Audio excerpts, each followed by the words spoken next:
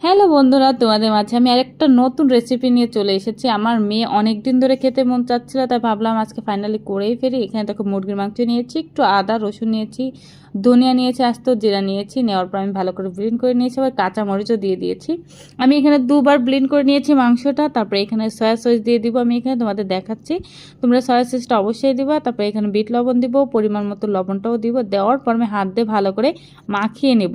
মাখানোর পর এখানে আমি কিন্তু একটু তেল ইউজ করব, সরিষার তেল। সরিষার তেলটা দিলে না খুব সুন্দর একটা ফ্লেভার বের হয়। তারপর ভাবছি ঝাল মনে হয় কম হয়ে যাবে, তাই শুকনো মরিচটাও কিন্তু আমি অ্যাড করেছি। তারপর ভালো করে হাত দিয়ে মাখিয়ে নিলাম।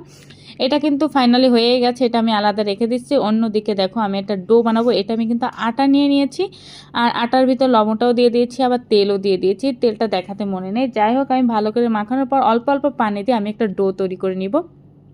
একটু শক্ত হবে ডোটা, যেহেতু মোমোর ডোটা একটু শক্ত হয়।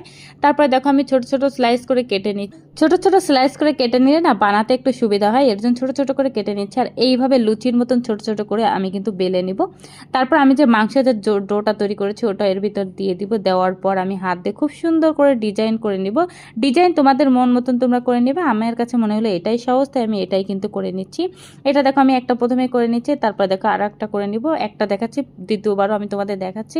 এই মোমোটা কিন্তু সবার ভীষণ পছন্দ, আমার কিন্তু অনেক পছন্দ, আমার থেকে আমার মেয়ের বেশি পছন্দ। তারপর তোমাদের কিন্তু আমি এখানে মোমো দুটো বানিয়ে দেখিয়ে দিয়েছি। দেখো আমার পুরোটাই কিন্তু বানানো হয়ে গেছে। আর এখানে দেখো অন্য পাশে আমি পাতিলে গরম পানি করতে দিয়েছি, আর পানিটা কিন্তু ভালোই গরম হয়ে গেছে, উপর দিয়ে তাপ উঠতেছে। আর আমি তাড়াতাড়ি কিন্তু মোমোগুলো বসিয়ে দিচ্ছি। আর মোমোগুলো হয়ে গেলে আমি তোমাদের দেখাচ্ছি কতটা সুন্দর হয়েছে। খেতে কিন্তু অনেক মজার হয়েছে। তোমরাও কিন্তু বাসায় এইভাবে মোমো বানিয়ে কিন্তু খেতে পারো, ভীষণ মজা লাগে। আর মোমো কিন্তু রেডি হয়ে গেছে, খেতে আজকে অনেক মজার হবে।